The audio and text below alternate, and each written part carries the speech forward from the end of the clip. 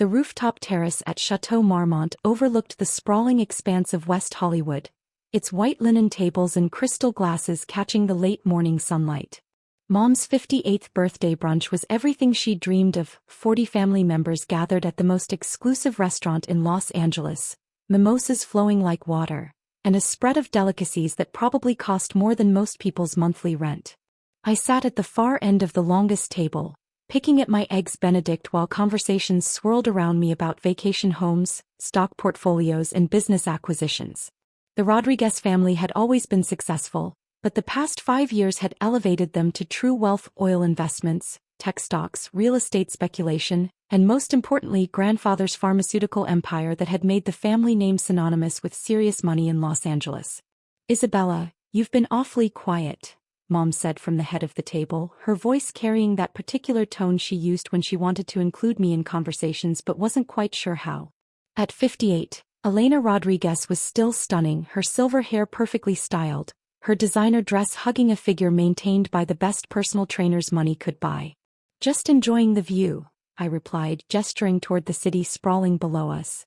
"It's beautiful up here." "It should be for what they charge," my stepfather Richard commented with a laugh. He'd married Mom 3 years ago, bringing his own considerable fortune from construction and development to merge with the Rodriguez money. At 62 he was everything Mom had been looking for after Dad's death: successful, stable and completely devoted to her happiness. "Richard, don't be crude," Mom chided gently, though she was smiling. "Some things are worth paying for. Like family celebrations," added my stepsister Victoria, raising her mimosa glass in a toast. At 35 Victoria was everything I wasn't: polished, connected, and married to a hedge fund manager who treated money like a renewable resource. Here's to Mom's 58th birthday and many more years of celebrating together. The toast was echoed around the table, 40 voices raising in unison to celebrate the woman who'd somehow managed to build bridges between 2 very different families. The Rodriguez clan on one side, my uncles, aunts and cousins who'd built their fortune in pharmaceuticals and real estate. The Morrison family on the other, Richard's children and grandchildren who'd made their money in construction and finance. And then there was me, sitting at the intersection of both families but somehow belonging to neither. "Isabella, how's your little nonprofit work going?" asked my step-aunt Patricia, her voice carrying that particular tone wealthy people use when discussing charity work, admiring but slightly condescending. "Still helping those underprivileged children with their reading programs?" Before I could answer, my stepbrother Marcus jumped in with a laugh. "Isabella's always been our family philanthropist. While the rest of us are making money, she's giving it away to worthy causes." The comment drew polite laughter from around the table, the kind of amused chuckling that happens when family members discuss the one relative who chose social work over profit margins. "It's important work," Mom said loyally, though her tone suggested she wished I'd chosen something more lucrative. "Not everyone needs to focus on making money." "Of course not," agreed my stepmom Victoria Sr., Richard's ex-wife who'd somehow remained part of family gatherings despite their divorce. At 55 she commanded attention with the kind of confidence that came from never having to worry about anything more serious than which charity gala to attend. Some people are called to service rather than success. The distinction wasn't lost on anyone at the table. Service versus success. Helping others versus helping yourself. The noble path for people who couldn't handle the real world of business and profit. "Though it must be difficult," continued Victoria Sr., cutting her smoked salmon with surgical precision, "supporting yourself on a non-profit salary. Especially in Los Angeles where everything is so expensive." "I manage," I said quietly, though I could feel heat rising in my cheeks. "Of course you do, dear. You've always been resourceful. Living simply, making do with less. It's actually quite admirable." The backhanded compliment landed like a slap. Around the table, family members nodded approvingly at this assessment of my modest lifestyle and noble poverty. "She's always been our little social warrior," added Uncle Roberto, Mom's brother who'd parlayed his pharmaceutical background into a billion-dollar empire. Even as a child, Isabella was more concerned with helping others than building wealth. "It's a beautiful quality," said my cousin Maria, though her diamond tennis bracelet caught the light as she gestured, undermining the sincerity of her words. "Not everyone can be motivated by material success." The conversation was starting to feel like a public dissection of my life choices, with 40 family members analyzing my supposed inability to achieve financial success. I took a sip of my mimosa and tried to stay focused on Mom's happy expression rather than the pity in everyone else's eyes. "The important thing," said Victoria Sr., her voice taking on the authoritative tone she used when making pronouncements about family matters, "is that Isabella has found her purpose, even if it's not traditionally successful." "Absolutely," agreed Richard, cutting into his steak with obvious satisfaction. "Family is about supporting each other regardless of our different paths in life." "Speaking of family," Victoria Sr. continued, setting down her fork and addressing the table with the gravity of someone making an important announcement, "I think this birthday celebration is a perfect time to discuss something that's been on my mind." The conversations around the table began to quiet as attention focused on her. Victoria Sr. had a way of commanding attention when she wanted to make a point, and her tone suggested this was going to be significant. "Richard and I may be divorced, but we've remained close for the sake of our children and grandchildren," she began, her voice carrying clearly across the terrace. "And Elena, you've been wonderful about including my family in these celebrations." Mom smiled graciously, though I could see a hint of wariness in her eyes. Victoria Sr.'s pronouncements were usually preludes to uncomfortable conversations. "However," Victoria Sr. continued, "I think it's important that we all understand the difference between chosen family and blood family, especially when it comes to matters of inheritance and legacy." The word, inheritance, seemed to electrify the table. Conversations stopped entirely as 40 pairs of eyes focused on Victoria Sr., suddenly very interested in whatever point she was about to make. "What do you mean?" asked my cousin David, his attorney instincts apparently triggered by the mention of legal matters. "I mean that while we all love Isabella and appreciate her dedication to charity work, we need to be realistic about family dynamics and financial planning." My stomach began to sink as I realized where this conversation was heading. "Isabella is Elena's stepdaughter," Victoria Sr. continued, her voice taking on the clinical tone of someone explaining legal facts. "She's not a blood relative of the Rodriguez family, and she's not legally related to the Morrison family. She's family by marriage only." The silence that followed was deafening. I could feel 40 pairs of eyes turning to look at me, measuring my reaction to this public reminder of my outsider status. "Victoria," Mom said carefully, "what exactly are you trying to say?" "I'm saying that when it comes to inheritance matters, family wealth, business succession, estate planning, we need to be clear about who has legitimate claims and who doesn't." The words hit me like physical blows. I'd been part of this family for 15 years. Ever since Mom married my adoptive father when I was 17. I'd attended every family gathering, celebrated every milestone, supported every family member through crises and celebrations. And now Victoria Sr. was announcing to 40 people that I wasn't really family at all.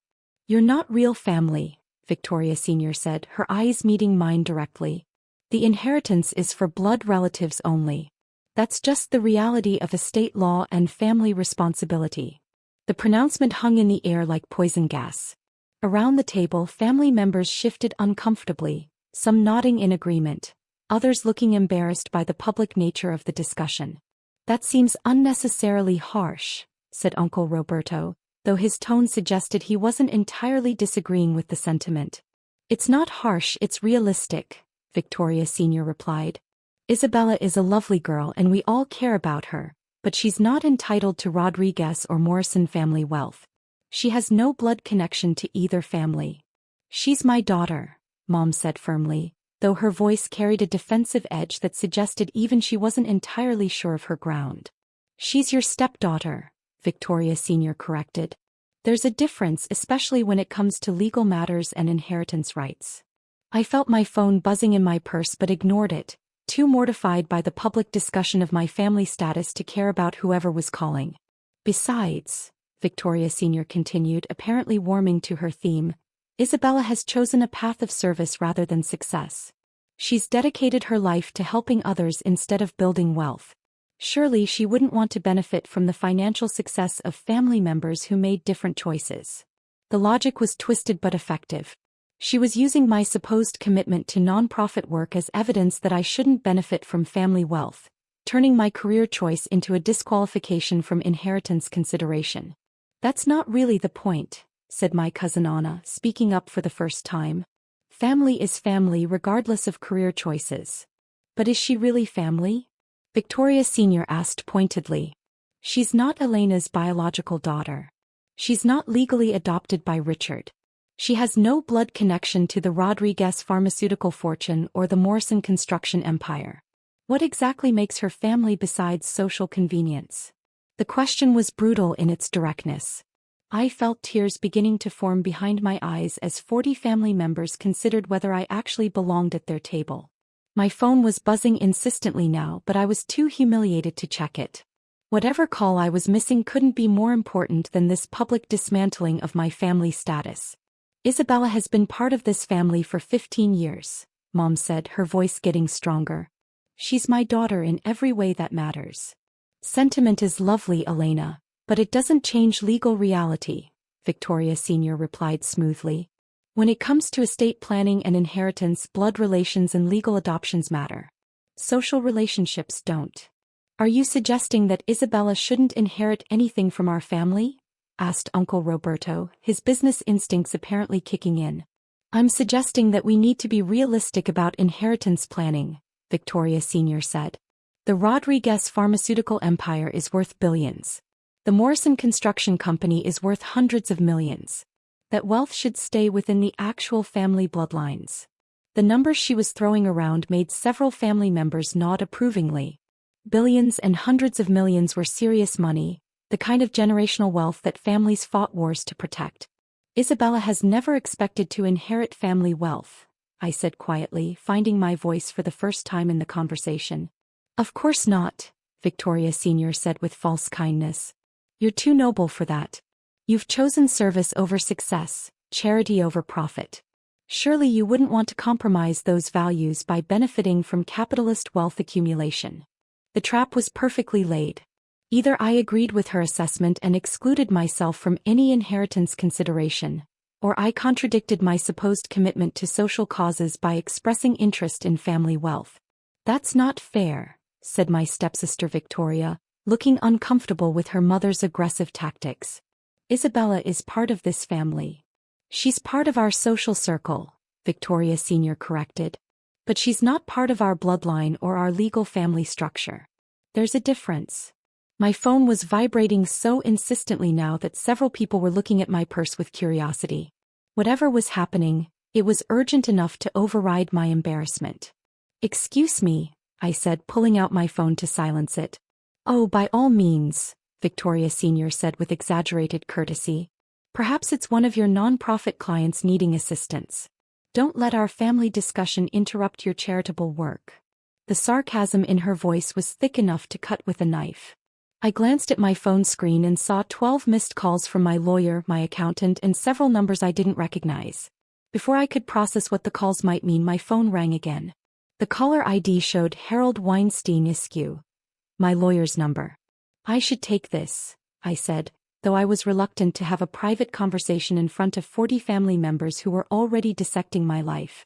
Of course, dear, Victoria Sr. said grandly. We'll wait while you handle your little emergency. I swiped to answer the call, and Harold's excited voice immediately filled the air through the phone's speaker, loud enough for the entire table to hear. Isabella. Thank God you answered. I've been trying to reach you for hours. The probate is complete. The words seemed to echo across the terrace. 40 family members suddenly went very still, their attention shifting from their mimosas to my phone conversation. Harold, I said carefully, you're on speaker. Could we? Perfect. Then everyone can hear the incredible news, Harold interrupted, his voice crackling with excitement. The Blackwood estate probate has been finalized. You now own the entire estate, all assets, properties, investments, and business holdings. The silence that followed was so complete I could hear traffic from the street below and the distant sound of kitchen staff working in the restaurant. The entire estate? I repeated weakly. Every single asset, Harold confirmed enthusiastically. The pharmaceutical patents alone are worth $4.7 billion. The real estate portfolio includes properties in 12 countries valued at over $2 billion. The investment accounts total another $3.8 billion. The numbers seemed to hit the table like physical blows. Victoria Senior's fork clattered to her plate with a sound like breaking glass. Harold, I said desperately, perhaps we could discuss this privately. Isabella, you're now worth over $12 billion, Harold continued, oblivious to the family drama he was destroying. You're officially one of the wealthiest women in America. The Blackwood pharmaceutical empire is yours. $12 billion. The number hung in the air like a golden elephant that nobody could quite process. Blackwood Pharmaceuticals? Uncle Roberto whispered, his face going pale. You inherited the Blackwood empire? Who is Blackwood? Asked my cousin Maria, though her voice suggested she was afraid of the answer. Harold's voice continued through the speaker, completely unaware that he was systematically destroying every assumption my family had made about my life. Of course, this doesn't include the charitable foundation assets, he said cheerfully. The Blackwood Foundation that you've been running has assets worth another $8 billion, making it one of the largest private foundations in the world. The foundation I'd been running. Not working for, not volunteering with, running. You run the Blackwood Foundation? Mom asked, her voice barely audible. I've been running it for 5 years, I said quietly. Since Mrs. Blackwood passed away and left me everything. Left you everything? Victoria Senior repeated, her voice cracking like old leather. Why would she leave you everything? Because I was her granddaughter, I said simply. The revelation hit the table like a nuclear bomb. 40 family members stared at me as if I'd just announced I was actually an alien wearing a human disguise. Granddaughter. Richard managed to croak. My biological father was Margaret Blackwood's son, I explained, the secret I'd kept for 15 years finally spilling out. He died in a car accident when I was 2. My mother, my biological mother, died of cancer when I was 16. That's when I went into foster care, and that's where Mom found me. The pieces of the puzzle were clicking into place in their minds. I watched my family process the information, their faces cycling through shock, disbelief, and dawning comprehension. So when I married Elena and adopted Isabella, Richard said slowly, I was actually adopting the heir to the Blackwood pharmaceutical fortune? You didn't adopt me, I corrected gently. You offered to, but I was already 17 and planning to go to college. We decided informal adoption was sufficient for family purposes. Harold's voice continued through the speaker, completely unaware of the family crisis he was creating. Isabella, the board of directors is meeting tomorrow to discuss the transition of power, he said. As the sole owner of Blackwood Industries, you'll need to decide whether to maintain current management or make changes. Sole owner? David asked, his lawyer brain struggling to process the implications. Mrs. Blackwood's will was very specific, Harold explained. Everything goes to Isabella. The pharmaceutical company, the research facilities, the patent portfolio, the real estate holdings, the investment accounts, and the charitable foundation. Everything, Anna repeated numbly. The pharmaceutical patents alone generate over $2 billion annually in licensing fees, Harold continued. Isabella, you're not just wealthy, you're going to be earning billions every year for the rest of your life. Victoria Senior was staring at me like I'd just sprouted wings and started speaking in tongues. Her face had gone through several color changes before settling on a pale green that suggested nausea. This is impossible, she whispered. Actually, it's quite straightforward, Harold said cheerfully. Isabella has been managing the foundation and preparing for this transition for 5 years. Mrs. Blackwood spent her final years training Isabella to take over the family empire. 5 years? Mom asked weakly. Mrs. Blackwood contacted me when I turned 25, I explained. She'd been looking for her son's daughter since he died. When she found me, she brought me into the family business gradually. The non-profit work, Uncle Roberto said, understanding beginning to dawn on his face. You weren't working for small charities. You were running the Blackwood Foundation. The largest private foundation in America, Harold confirmed through the speaker. Isabella has been overseeing the distribution of $800 million annually to charitable causes worldwide. $800 million annually. The number seemed to break something in Victoria Senior's brain. She was staring at me like I was a completely different species than she'd previously assumed. But you live so modestly, Patricia said weakly. Your apartment, your car, your clothes. I prefer modest living, I said simply. Money doesn't have to define your lifestyle. Modest living? Harold laughed through the speaker. Isabella, you own houses in 12 countries and a private jet. You just prefer to use the corporate apartment in LA for convenience. The revelations kept coming like waves against a seawall. Each new piece of information seemed to further erode my family's understanding of who I actually was. Private jet. Victoria Sr. croaked. The foundation requires extensive travel for site visits and donor meetings, I explained. It's more efficient than commercial flights. Isabella, Harold continued, the transition ceremony is scheduled for next month. The business press is calling it the largest inheritance transfer in pharmaceutical history. Business press? Marcus asked numbly. Forbes, Fortune, Wall Street Journal, Harold listed cheerfully. They're all running cover stories about Isabella becoming the youngest female pharmaceutical heiress in history. The irony wasn't lost on me. Here were 40 family members who'd spent the morning discussing my lack of success and inheritance rights, learning that I was about to become one of the most powerful businesswomen in America. Harold, I said finally, I need to call you back. I'm at a family gathering. Of course. Congratulations again, Isabella. Mrs. Blackwood would be so proud to see her granddaughter finally taking her rightful place as head of the family empire. The line went dead, leaving 40 family members staring at me in complete silence. Victoria Sr. was the first to speak, her voice barely audible. You're worth $12 billion? As of about an hour ago, apparently. And you've been running an $8 billion foundation? For 5 years, yes. While we thought you were working for small local charities? You never asked what foundation I worked for. You assumed it was small and local. The silence that followed was so complete I could hear the air conditioning humming in the restaurant below and the distant sound of helicopters over the city. Isabella, Mom said, tears beginning to form in her eyes, why didn't you tell us? When would I have told you? I asked gently. During conversations about my lack of career success? While you were explaining why I couldn't afford expensive family vacations. While Victoria Sr. was announcing that I wasn't real family and had no inheritance rights. The questions hit the table like accusations. I watched my family grapple with the reality of their behavior, with the knowledge that they'd spent 15 years treating a pharmaceutical heiress like a charity case. We had no idea, Richard said, his voice breaking slightly. You had no idea because you never asked, I corrected. You made assumptions based on my lifestyle choices and never bothered to look deeper. But why live so modestly if you have access to billions? Asked Maria. Because money isn't everything. Because I wanted to see if my family could love me for who I am rather than what I'm worth. Because I wanted to use my wealth to help others rather than impress people. The weight of 15 years of assumptions was finally being lifted, and it felt both liberating and exhausting. The inheritance, Victoria Sr. said weakly. You said inheritance was for blood relatives only. It is, I agreed. The Blackwood fortune stays in the Blackwood bloodline. Which happens to be me.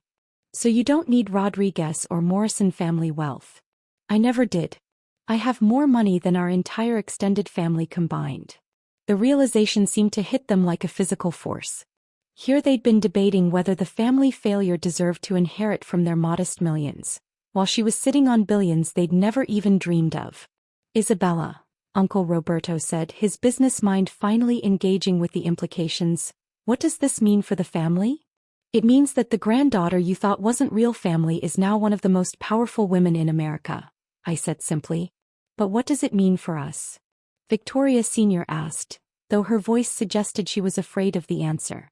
I looked around the table at these 40 people who had just spent the morning explaining why I didn't belong in their family, why I had no inheritance rights, why I wasn't successful enough to warrant their respect. It means that maybe it's time to reconsider what makes someone real family, I said quietly. We're so sorry, Mom said, reaching across the table toward me. All of us. We never meant to make you feel unwelcome. Didn't you? Because about an hour ago Victoria Sr. announced to 40 people that I wasn't real family and had no right to family inheritance. The accusation hung in the air like a sword. I watched my family grapple with the knowledge that they'd publicly humiliated someone who could now buy and sell their entire social circle. What happens now? Asked Victoria Sr., her voice small and broken. I considered the question, looking out over the city where I now owned more real estate than most corporations. How you know the truth, I said. The question is what you do with it. We want to do better, Richard said immediately. All of us. I hope so, I said, standing up from the table. Because despite everything, I still love this family. But I won't tolerate being treated like an outsider anymore. As I walked away from the table, I heard Victoria Sr. call out behind me, Isabella, wait. Where are you going? To my office, I said without turning around. I have a pharmaceutical empire to run. The rooftop terrace fell silent behind me as 40 family members sat in the wreckage of their assumptions, finally understanding that the family member they'd dismissed as a charity case was actually the most successful person any of them had ever met. And maybe, just maybe, that was enough to start rebuilding our relationships on honest foundations instead of false assumptions about worth, success, and what it really means to be family.